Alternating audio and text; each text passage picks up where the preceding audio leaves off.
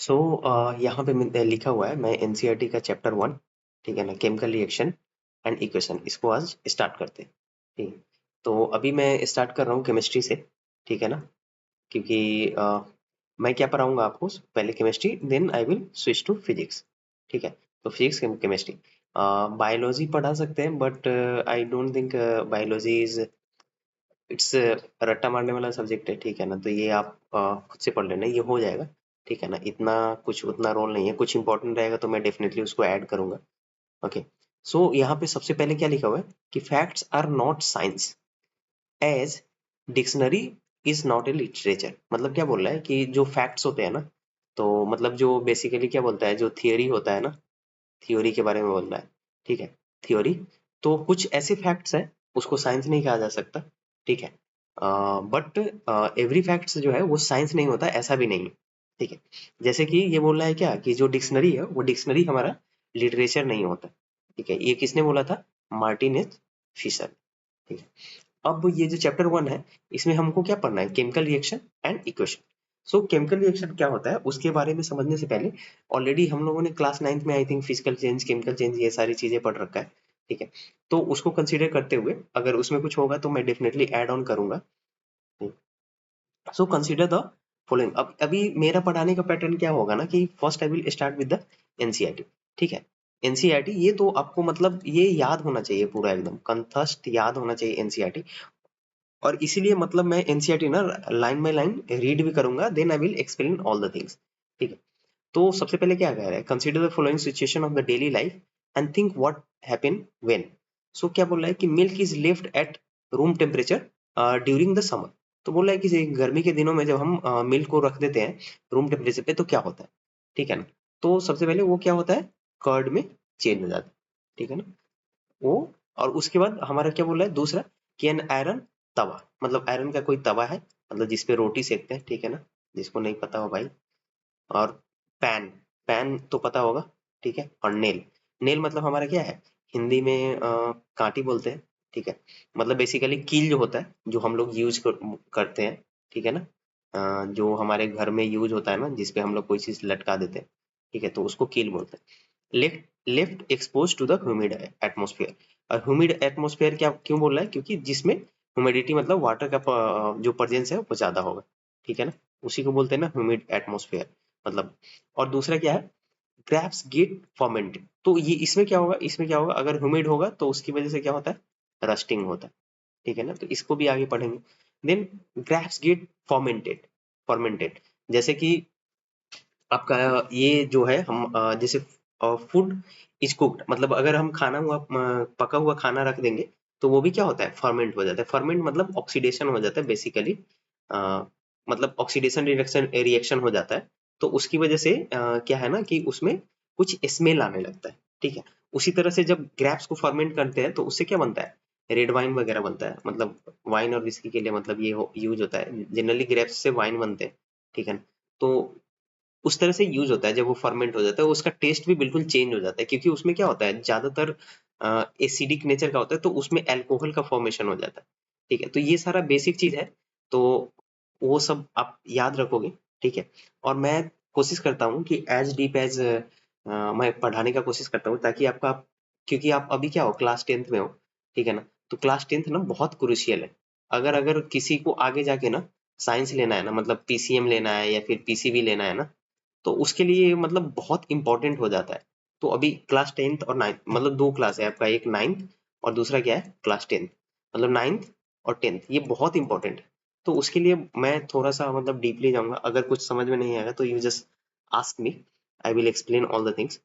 उसके बाद क्या बोल रहा है, foods get digested in our system. तो हमारे बॉडी में क्या होता है कि फूड क्या होता है, डाइजेस्ट हो जाता है।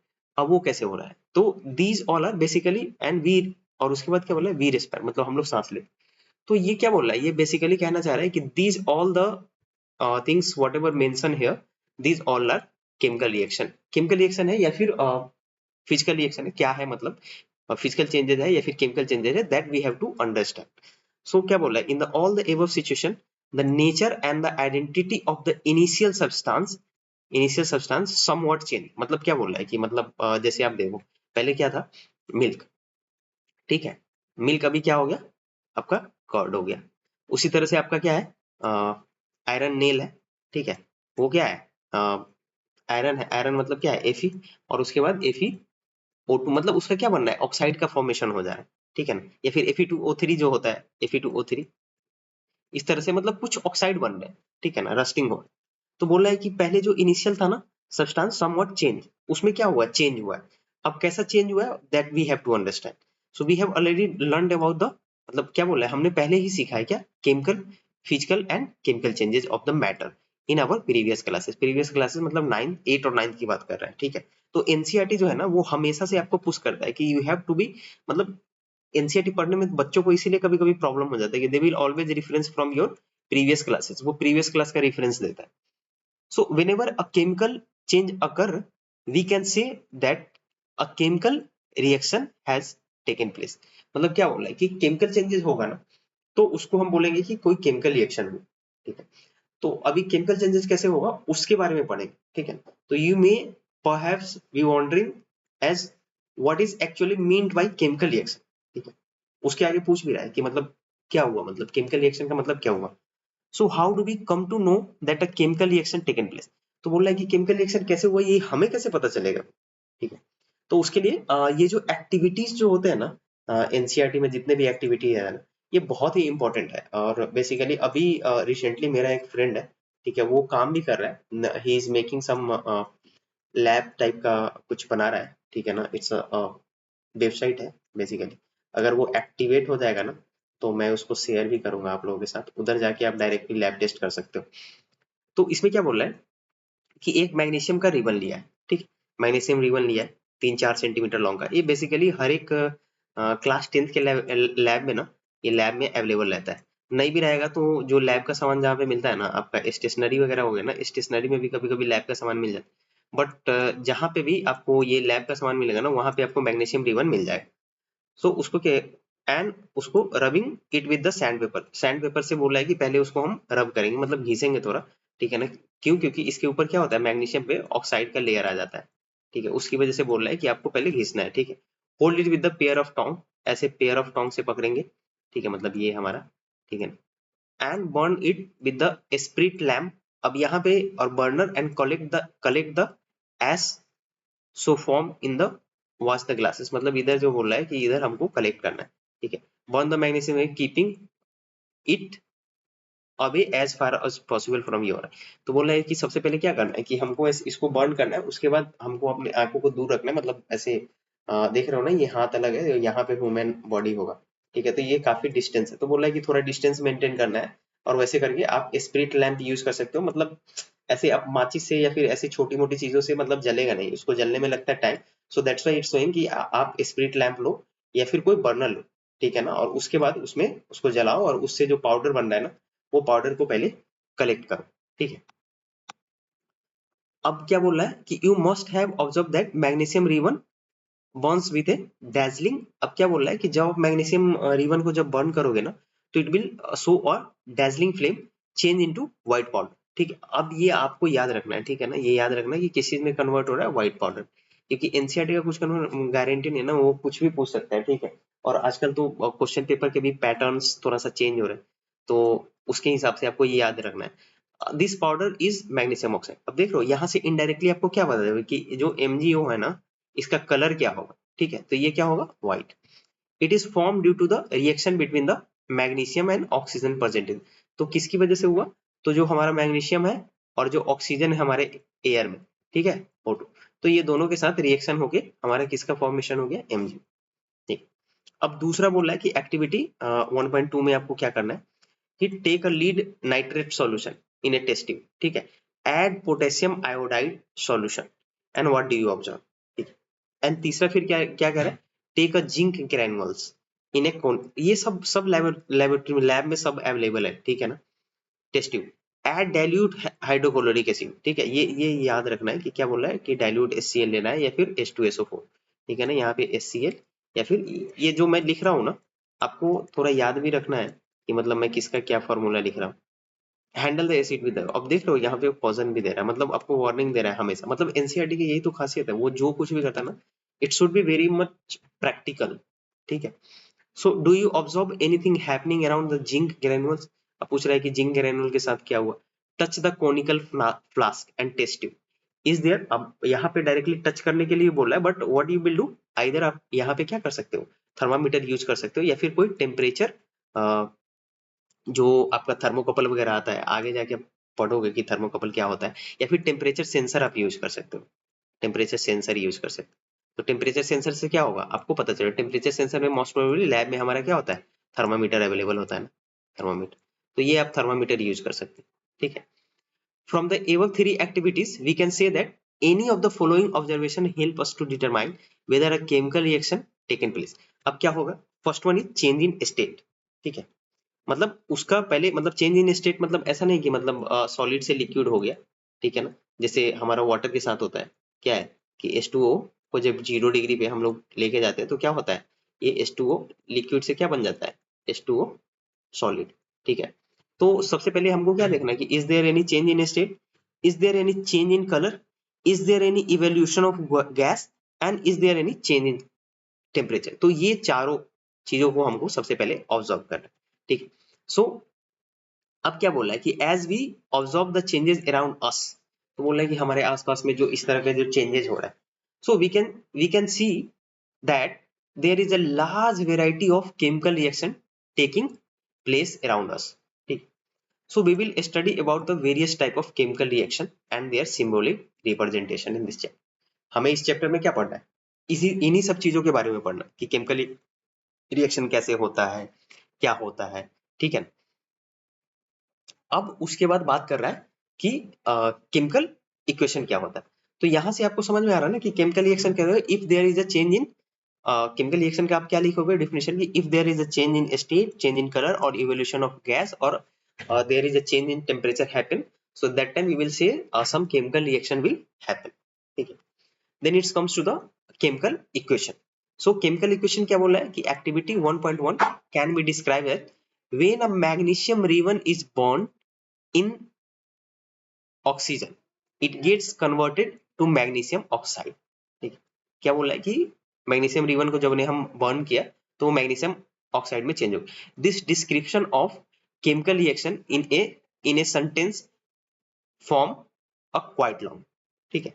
It can be written in shorter form and simple way to do this write in the form of word equation. Word equation में क्या हुआ, दो तरह के हमारे केमिकल इक्वेशन में, first one is word equation and उसके बाद भी पढ़ेंगे जब हम सिंबॉलिक यूज करेंगे, ठीक।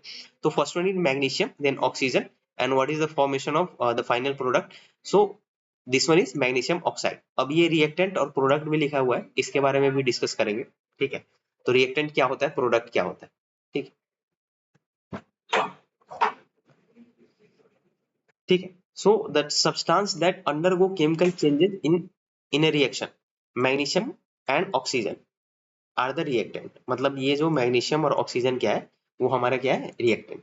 The new substance is magnesium oxide form during the chemical reaction as product. मतलब क्या बोल रहा है कि जिसके बीच में केमिकल रिएक्शन हो रहा है दैट इज कॉल्ड रिएक्टेंट, और जो उसके बाद जो प्रोडक्ट बन रहा है दैट इज कॉल्ड प्रोडक्ट। मतलब magnesium and oxygen will react, so that's why it is called reactant. And the after reaction the product is formed, the final some reaction will happen, and then there is some compound will form, that compound is called product, ठीक है ना। so a word equation show change of reactant to product through a arrow placed between, उसके बीच में क्या किया है, एक arrow डाल दिया, तो ये क्या हो गया, एक केमिकल इक्वेशन का फॉर्मेशन हो गया, ठीक है। The reactants are written on the left hand side with the plus sign between them, similarly the product are written on the right hand side, ठीक है, with the plus sign between them, ठीक है। The arrow pointed towards the product and show the direction of the reaction. मतलब क्या बोल रहा है कि ये जो एरो जिस डायरेक्शन में है ना वो बताता है, ठीक है। या फिर कभी आप ऐसे नहीं याद करो, कभी कभी स्टूडेंट क्या करते हैं ना कि the left hand side of a chemical equation is called reactant and the right hand side of the chemical equation is called product। तो ये आपको ऐसे याद नहीं रखना है, ठीक है ना। कभी कभी स्टूडेंट इस तरह से मतलब अपनी एक अवधारणा बना लेते हैं, सो दैट इज इनकरेक्ट। तो आपको इंपॉर्टेंट क्या है, ये एरो, ठीक है ना। सो एरो का डायरेक्शन जिस तरफ होगा, तो जिस तरफ होगा उस तरफ प्रोडक्ट का फॉर्मेशन होगा, ठीक है ना। अगर ये ऐसे रहे, ठीक है ना, सो this one will be this side will be like product, मतलब अगर ये LHS हो जाएगा, ठीक है ना, फिर ये LHS हो जाएगा ना, तो आपको उस तरह से याद रखना है, ठीक है, कि दोज रिएक्टेंट आर रिटेन, ऐसे लेफ्ट हैंड साइड और राइट हैंड साइड ऐसे याद नहीं रखेंगे। हम कैसे याद रखेंगे कि the chemical reaction happening between the element और the compound is called the reactant and the final product of that chemical reaction is called product, ठीक है ना। अब यहाँ पे क्या है कि राइटिंग ए केमिकल इक्वेशन, अब हमें केमिकल रिएक्शन कैसे लिखते हैं, ठीक है ना, तो is there any other shorter way to representing a chemical equation, ठीक है, केमिकल इक्वेशन को हम लोग कैसे, कोई दूसरा तरीका है। सो क्या बोला है कि chemical equation can be made more concise and useful if B use chemical formula. तो केमिकल इक्वेशन हम लोग किस चीज के हेल्प से लिखेंगे, केमिकल फॉर्मूला के हेल्प से, ठीक है। यहाँ पे क्या बोल रहा है, केमिकल फॉर्मूला। तो जितने भी हमारे एलिमेंट है, ठीक है, एलिमेंट है या फिर कंपाउंड है, तो उनका क्या होता है, एक केमिकल फॉर्मूला होता है, केमिकल फॉर्मूला होता है, ठीक है। तो हम लोग उसी को यूज करेंगे इंस्टेड ऑफ वर्ड, ठीक है। एक chemical equation are represented, a chemical equation represent chemical reaction. तो केमिकल इक्वेशन किस चीज को रिप्रेजेंट करता है, तो एक केमिकल रिएक्शन को रिप्रेजेंट करता है। तो if you recall formula of magnesium and oxygen, तो formula of magnesium and oxygen का, तो मैग्नीशियम का सिंबल क्या होता है, Mg, और ऑक्सीजन का क्या होता है, O होता है। बट हम ऑक्सीजन की बात करें तो ऑक्सीजन हमारा कैसे इन्वायरमेंट में प्रेजेंट होता है, तो O2 के फॉर्म में होता है। So that's why it written as O2। And then what is the after the product, MgO। So count and compare the number of atoms of each element on the LHS and RHS of the oil। अब ये count करने के लिए बोल रहा है, तो अभी इधर क्या लिखा हुआ है, Mg प्लस O2, ठीक है, और इससे फॉर्मेशन क्या हो रहा है, MgO। तो यहाँ पे क्या बोल रहा है, काउंट द LHS और RHS में एलिमेंट को काउंट करना है। तो इधर मैग्नीशियम 1 है, इधर भी क्या है 1, बट इधर क्या है, ऑक्सीजन 2 है, बट ऑक्सीजन इधर क्या है 1। So is the number of the atom of each element the same on the both side? दोनों साइड में सेम है, तो नहीं है भाई, ऑक्सीजन की कमी है। So if yes, then the chemical equation is balanced। तो अभी क्या बोल रहा है कि अगर both the side, the reactant and product, if the number of element on the reactant side and the product side are equal, then the chemical equation is called balanced chemical equation, ठीक है। And if there is a difference between the reactant and product of a chemical equation, then that chemical equation is called unbalanced chemical equation, ठीक है। So if not, then the chemical equation is unbalanced because the mass is not the same on the both side of the equation। तो अभी यहाँ पे हमें क्या बता रहा है कि जो भी केमिकल इक्वेशन, मतलब केमिकल रिएक्शन होगा ना, so such chemical equation is a skeletal chemical equation of a reaction। तो मतलब ये क्या बोल रहा है कि अगर मान लिया जाए कि हम लोग इस तरह से कुछ लिखते हैं, तो उसको हम लोग क्या बोलते हैं, स्केलेटल। स्केलेटल मतलब ये कैसे बोल रहा है कि जैसे ह्यूमन बॉडी तो हमारा देखने में कैसा होता है, ठीक है, और बोल रहा है कि उसमें हम पूरा मांसपेशियां हटा दिए, ठीक है, मतलब कुछ भी नहीं है, सिर्फ बोन बोन है, मतलब हड्डी है, ठीक है, तो जैसा दिखता है ना, तो ये केमिकल रिएक्शन को भी वैसे ही बोल रहा है कि मतलब मान लीजिए कि आपका कोई केमिकल रिएक्शन है, जैसे यही है, इसमें क्या है, हमारा अभी बैलेंस नहीं है, तो बैलेंस नहीं है तो हम इसको लिखे हुए हैं Mg प्लस O2, तो ये हमारा क्या हो गया, MgO, ठीक है। तो इस तरह से हम मतलब केमिकल इक्वेशन को लिख सकते हैं। और उसके बाद यहाँ पे हम लोग नेक्स्ट में पढ़ेंगे क्या है, बैलेंस केमिकल इक्वेशन। तो किसी भी केमिकल इक्वेशन को हम कैसे बैलेंस करते हैं उसके बारे में पढ़ेंगे, ठीक है। Thank you.